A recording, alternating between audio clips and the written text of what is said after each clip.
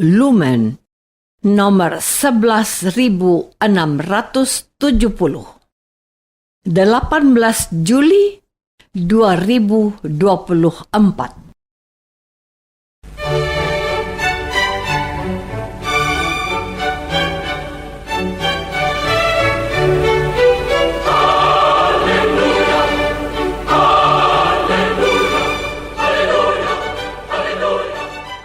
Saudara pendengar di segenap penjuru tanah air, selamat bergabung dengan Lumen Indonesia. Lumen Indonesia, siap melayani Anda setiap hari. Saudara terkasih, marilah kita bersatu dalam Tuhan kita Yesus Kristus yang tidak berubah dahulu, sekarang, dan selama-lamanya.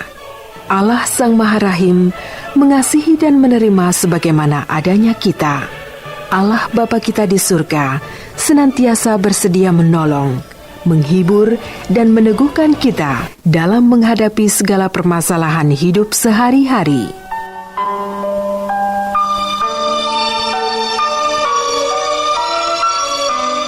Saudara-saudari, marilah kita mendengarkan renungan dengan judul Ajakan Tuhan Yesus.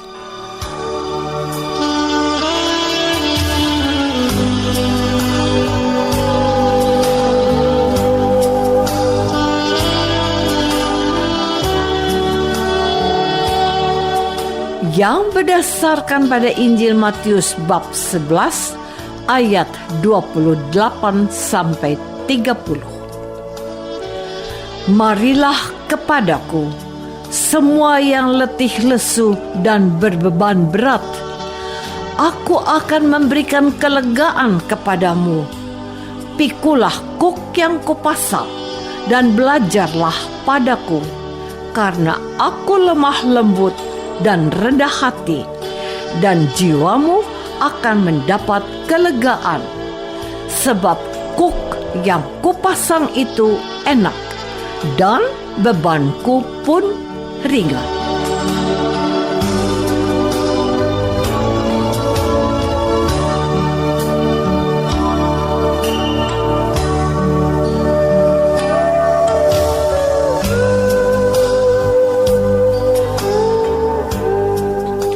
Dalam nama Bapa dan Putra dan Roh Kudus.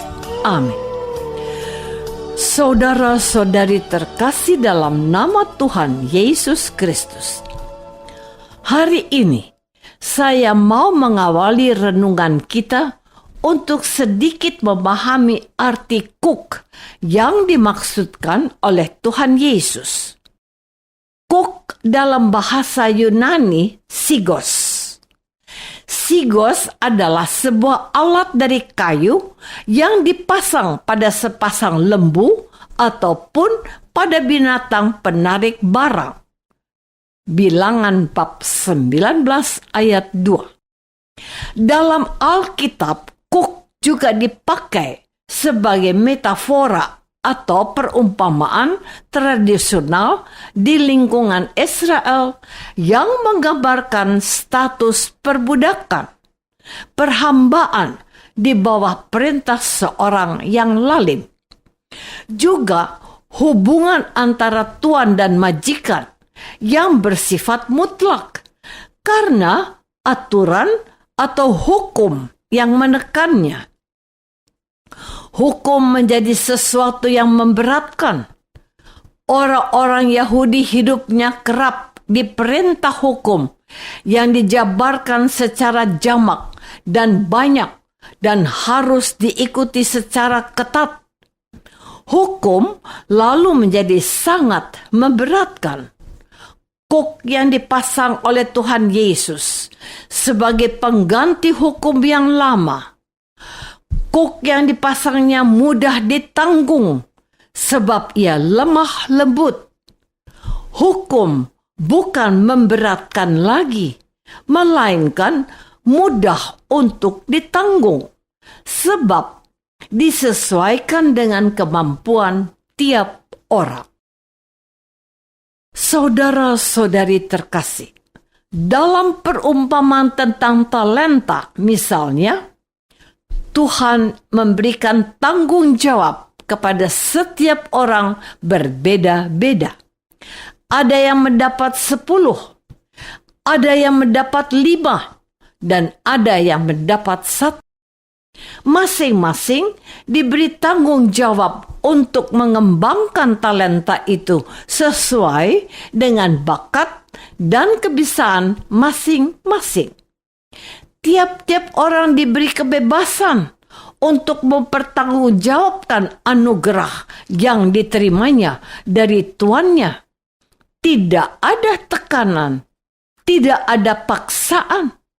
Tiap-tiap orang bebas mengembangkan apa yang dipercayakan kepadanya. Dalam Injil Matius bab 5 ayat 48 dikatakan begini. Karena itu, haruslah kamu sempurna sama seperti Bapamu yang di surga adalah sempurna. Sempurna juga berarti kudus. Tiap orang Kristen dipanggil untuk menjadi orang kudus.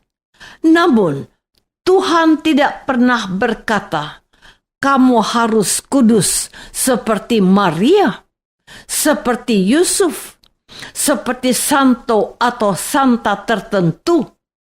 Juga harus seperti rum atau suster atau seseorang, melainkan seperti Bapamu yang di surga. Saudara-saudari terkasih, Tuhan Yesus mengajak kita untuk menyedengkan telinga kita dan mendengarkan ajakannya, firman-Nya. Pikulah kuk yang kupasang dan belajarlah padaku, karena aku lemah lembut dan rendah hati, dan jiwamu akan mendapat kelegaan. Pertama-tama, Tuhan Yesus menghendaki kita memikul kuk atau salib kita setiap hari dan mengikuti Dia. Salib atau kuk yang ditawarkan oleh Yesus bukanlah sesuatu yang memberatkan kita, melainkan justru akan memberikan kelegaan. Siapa yang bersedia memikul salibnya setiap hari dan mengikuti Yesus, ia akan hidup berbahagia bersama Yesus, sebab dia akan dibangkitkan oleh Sang Bangkit pada waktunya, sebab mereka telah percaya kepadanya. Matius yang menulis Injilnya dengan sasaran pendengarnya adalah jemaat Kristen mantan pemeluk agama Yahudi. Mau menyadarkan para pendengarnya itu, hukum Taurat itu perlu. Namun, janganlah hukum itu menjadi beban yang memberatkan mereka dalam menghayati iman mereka kepada Yesus. Dengan sangat detail Matius menjelaskan kepada mereka apa yang dikehendaki oleh Tuhan Yesus untuk mereka perhatikan dalam menghayati hukum-hukum Tuhan.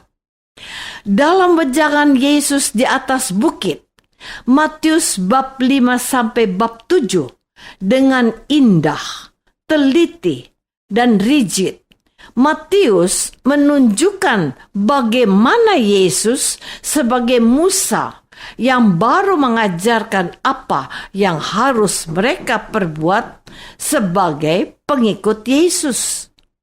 Ditegaskan oleh Yesus, kalau hidup keagamanmu tidak lebih benar dari hidup keagamaan ahli-ahli Taurat dan orang-orang Farisi, sesungguhnya kamu tidak akan masuk ke dalam kerajaan surga. Saudara-saudari terkasih, apa yang dimaksud oleh Tuhan Yesus itu? Janganlah melakukan hukum karena ditulis begitu. Juga jangan melaksanakan hukum supaya dilihat orang dan mencari pujian, melainkan hiduplah secara benar agar semuanya itu berkenan kepada Bapamu yang berada di tempat tersembunyi. Doamu, puasamu, sedekahmu, jangan pura-pura, dan lakukanlah hanya untuk menyenangkan Bapamu yang melihatnya dari tempat tersembunyi. Orang bisa memujimu, tetapi Allah membencinya. Mereka yang mencari pujian dari manusia sudah mendapatkan upahnya. Tidak demikian dengan mereka yang melakukan dengan benar, jujur, dan tulus. Jangan diketahui oleh tangan kirimu apa yang dikerjakan oleh tangan kananmu. Jika ya, katakan ya. Jika tidak, katakan tidak. Berilah makan kepada yang lapar, dan berilah minum kepada yang haus. Tuhan Yesus tidak mau kita dibebani oleh kuk atau salib Tuhan, melainkan supaya kita menerima kuk itu dengan kegembiraan, dengan setia seperti Yesus. Bukan kehendakku yang terjadi, melainkan kehendakmu, ya Bapa. Mengikuti Yesus mudah saja. Mendengarkan firman-Nya dan melaksanakannya, dan kita akan disebut anak-anak Allah.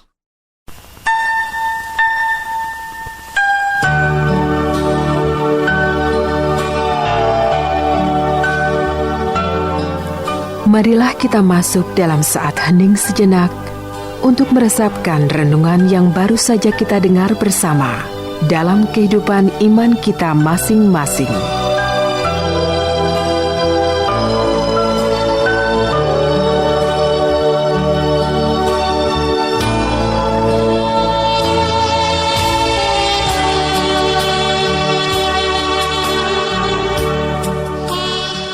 Apakah aku sudah memikul salibku setiap hari dengan menaati firman Yesus?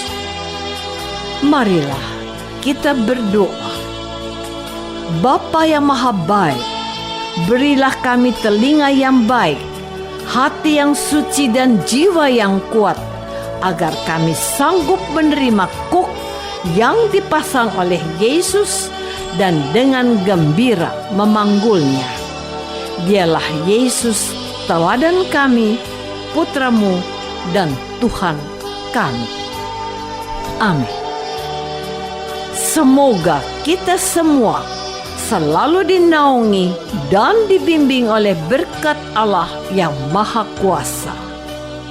Dalam nama Bapa dan Putra dan Roh Kudus. Amin.